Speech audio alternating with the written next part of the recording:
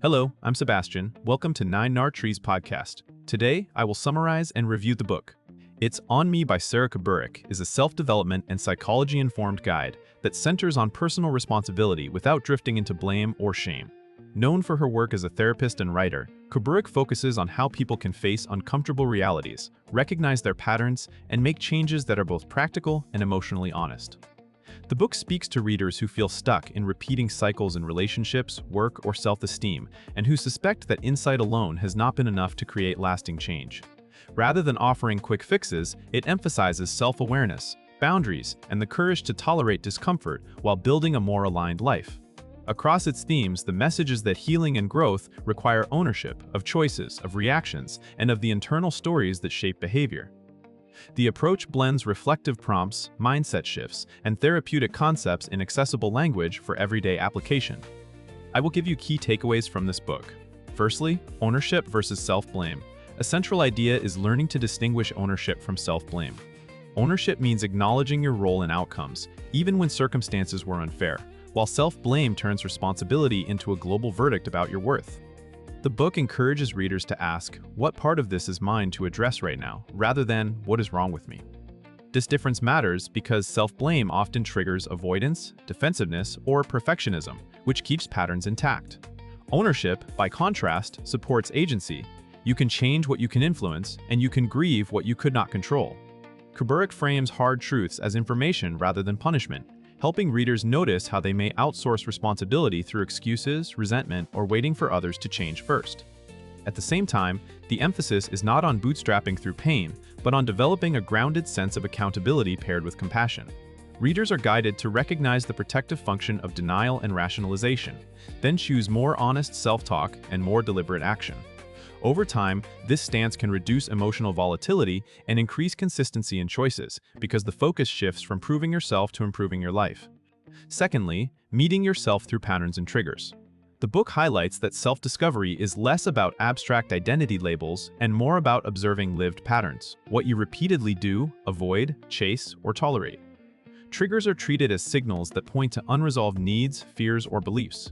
Instead of asking only why something upsets you, the reader is invited to explore what the reaction protects: a fear of rejection, a need for control, a sensitivity to disrespect, or an old wound that still shapes perception. This lens helps readers move from reactive living to reflective living. Kuburic also underscores that people often confuse familiar with healthy, returning to dynamics that match their internal expectations even if those dynamics hurt. By examining recurring relational conflicts, workplace frustrations, or cycles of self-sabotage, readers can identify the narratives driving them, such as "I must earn love," "conflict is dangerous," or "my needs do not matter." The practical value is that once a pattern is named, it becomes interruptible. Awareness creates a pause in which new choices become possible. The topic emphasizes building a vocabulary for internal experience and using it to map behavior, which is the foundation for meaningful change rather than temporary motivation. Thirdly, boundaries, needs, and the courage to disappoint. A recurring theme in growth-oriented therapy is that boundaries are not walls but guidelines for sustainable connection, and the book brings that idea into everyday decisions. Many people overextend, people please, or tolerate harmful behavior because they fear conflict, abandonment, or being seen as selfish. Kuburic emphasizes that clear boundaries require clarity about needs, limits, and values, and that this clarity is developed through honest self-inquiry. The hard truth is that you cannot have a life aligned with your well-being if you depend on everyone approving of your choices.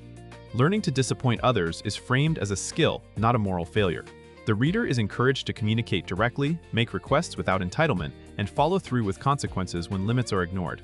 This topic also explores how weak boundaries often hide unspoken contracts, such as, "I will be good, so you will not leave," which create resentment when others do not comply. Strong boundaries reduce resentment because they replace silent expectations with explicit agreements. The benefit is not only healthier relationships, but also greater self-respect, since each boundary kept is evidence that your needs matter. Over time, this changes how you show up, whom you trust, and what you allow. Fourthly, emotional responsibility and regulation.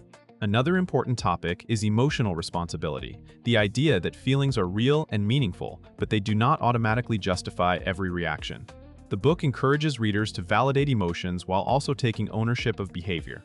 This is especially relevant for anger, anxiety, jealousy, and shame, which often drive impulsive choices or withdrawal. Instead of seeking constant comfort or immediate certainty, readers are guided toward tolerating discomfort long enough to respond thoughtfully. Emotional regulation is presented as a practice, including naming emotions accurately, noticing body sensations, identifying the story attached to the feeling, and choosing actions that match long-term goals. The book also addresses how people sometimes use emotions as evidence that something is true. For example, feeling unsafe means I am unsafe, which can distort decision-making. By separating feelings from facts, readers can respond with more flexibility and less reactivity. This topic supports better conflict management, improved decision-making, and reduced dependence on external validation. It also makes room for grief and acceptance, acknowledging that some pain cannot be fixed quickly, only carried more skillfully. The broader promise is a steadier inner life, not emotionless, but less controlled by emotional spikes.